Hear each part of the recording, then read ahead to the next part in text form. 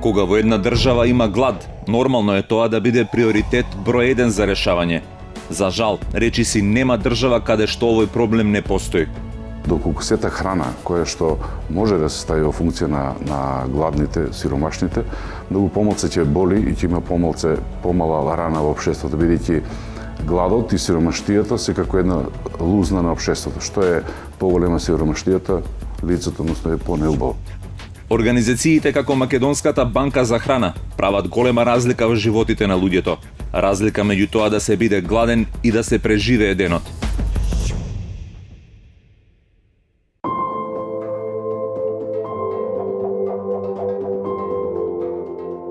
Ова се луѓето што не чекаат решенија, туку ги бараат. Не креваат раце, туку ги засукуваат ракавите. Познати им се и пречките и неуспесите, и тешките услови. Се борат со бирократски лавиринти, недоречени закони, партиски притисоци, приватни интереси.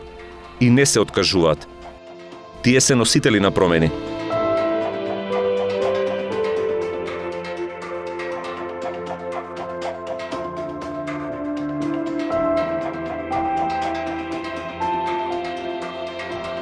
Една стара поговорка вели: ситиот на гладниот не му верува.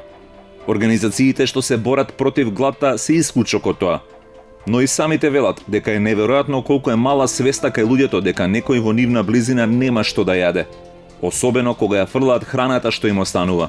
2008-2009 година веќе увидов дека одредена количина на храна завршува во контејнерите. Најголем моментот кога го видов и одлучив дека ќе треба да се бавам со оваа, да речеме, кауза или идеја или акција, е кога видов каде што живеев пред бараките, војните бараки, дечко на точак, еден млад човек на точак, се потпрел и јаде мусака, некој што ја фрлил од дом.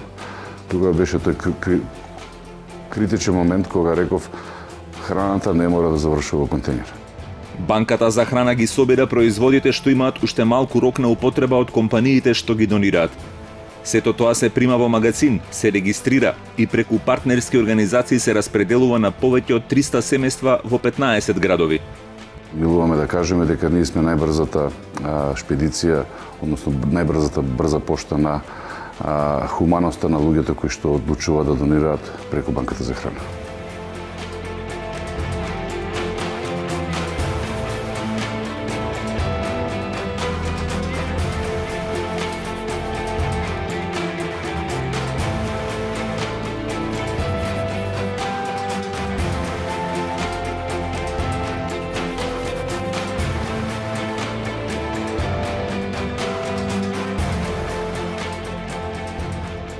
Бројни се акциите кои што можеме да ги промовираме, меѓутоа не ќеме да на некој начин со самата промоција да му го загрозиме достоинството на граѓаниот. Што вика Господ му земал нешто, не му дал повеќе или нема во домот, уште ние да идеме да се ситиме на некој начин на неговата мака или немоќ.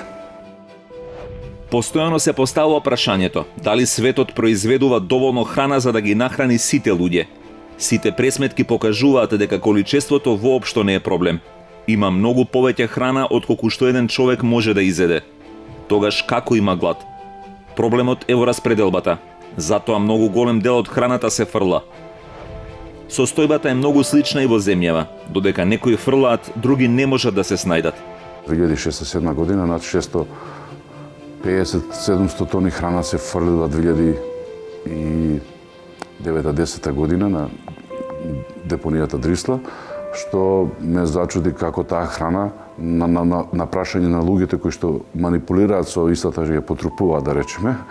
Истите рекоа дека не, тоа е само храна која што е регистрирана харта, многу повеќе храна се фрли. Хуманитарните организации можат само да го ублажат проблемот со гладта, да помогнат на дел од луѓето на кои им треба помош. Банката за храна не може да биде замена за системската социјална политика, но како концепт може да послужи за нејзина надградба. Во моментов изгледа адхок дополнување, меѓутоа в суштина може да биде решавање на проблемот, институционалниот проблем кој што постои во едно општество како што е нашето. Ни претходните власти, ни па сегашните има тој сенс, тоа разбирање дека банкарство со храна е еден од моделите кои што може на вистина, на транспарентен, отчетен и човечки достоинствен начин да го реши прашањето со гладот, ние викаме посебно фрлањето храна.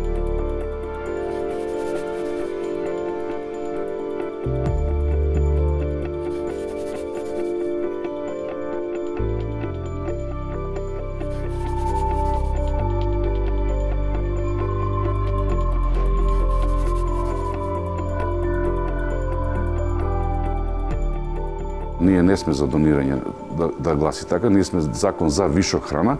Ние прво бараме во тој закон да се формулира што е вишок храна, бидејќи многу луѓе и јавноста секој пат вика има вишок храна во рестораните, во хотелите, од компаниите, во маркетите, да, има вишок храна, меѓутоа таа треба да биде дефинирана. Борбата против гладта не е само борба за да се нахранат оние што немаат што да јадат. Таа е огледало за целото општество и за успешноста на државата. Затоа Христов порачува дека треба да има многу поголемо залагање од сите чинители што можат да придонесат во овој процес. Верувам дека ни еден човек во институциите, пред се премиерот или другите, да ги речеме властодржци, не би сакале да бидат тоа што се на гладни и сиромашни граѓани.